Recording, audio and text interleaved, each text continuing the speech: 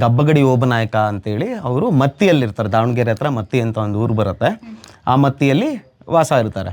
So ಅವರು ಮೂಲತಃ ಕ್ಷತ್ರಿಯರು, ಅಂದರೆ ವಾರಿಯರ್ಸ್ ಆಗಿದ್ದರಿಂದ ಸೊ ಅವ್ರಿಗೆಲ್ಲರಿಗೂ ಈ ಯುದ್ಧ ಕಲೆಗಳು, ಕುದುರೆ ಸವಾರಿ, ಕತ್ತಿ ವರ್ಷೆ ಇದೆಲ್ಲ ಆಗಿಂದನೂ ಬರ್ತಾ ಇತ್ತು.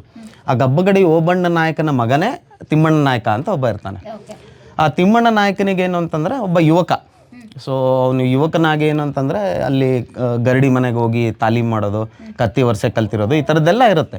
ಆ ತಿಮ್ಮಣ್ಣ ನಾಯಕನಿಗೆ ಪ್ರತಿದಿನ ಮಲ್ಕೊಂಡಾಗ ತನ್ನ ಕನಸಿನಲ್ಲಿ ಸೊ ಯಾವುದೋ ಒಂದು ಹೆಣ್ಣು ದೇವತೆ ಬಂದ್ಬಿಟ್ಟು ಚಿತ್ರದುರ್ಗ ನಿನ್ನದು, ಚಿತ್ರದುರ್ಗಕ್ಕೆ ಹೋಗು ನೀನು, ಈ ಚಿತ್ರದುರ್ಗನ ಹೋಗಿ ನೀನು ಆಳೋವಂಥ ಕಾಲ ಬರುತ್ತೆ. ಸೊ ಈ ಥರ ದಿನ ಕನಸು ಬರ್ತಾ ಇರುತ್ತೆ ಅವನಿಗೆ. ಸೊ ಆ ಸಂದರ್ಭದಲ್ಲಿ ಅವನೇನು ಮಾಡ್ತಾನೆ, ಅವ್ರ ಚಿಕ್ಕಪ್ಪ ಒಬ್ಬ ಇರ್ತಾನೆ.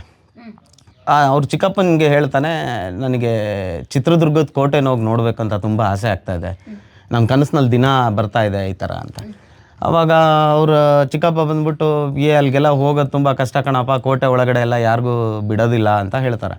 ಇಲ್ಲ ಹೋಗೋಣ ಏನಾದರೂ ಮಾಡಿ ಅಂತೇಳಿ ಅವ್ರ ಚಿಕ್ಕಪ್ಪ ಅವನು ಇಲ್ಲಿ ಕೋಟೆ ಒಳಗಡೆ ಕೋಟೆ ನೋಡೋಕೆ ಬರ್ತಾರೆ. ಅವಾಗಿನ ಕಾಲದಲ್ಲಿ ಬೇರೆ ಕಡೆಯಿಂದ ಬಂದವ್ರಿಗೆಲ್ಲ ಮಾಡಿಕೊಡೋರು, ಪ್ರವಾಸಿಗರಿಗೆಲ್ಲ ಒಳಗಡೆ ನೋಡಲಿಕ್ಕೆ, ಅಥವಾ ಯಾವ್ದಾದ್ರು ಹಬ್ಬ ಹರಿದಿನ ಜಾತ್ರೆಗಳ ಸಂದರ್ಭದಲ್ಲಿ ಎಲ್ರಿಗೂ ಎಂಟ್ರೆನ್ಸ್ ಇರ್ತಿತ್ತು.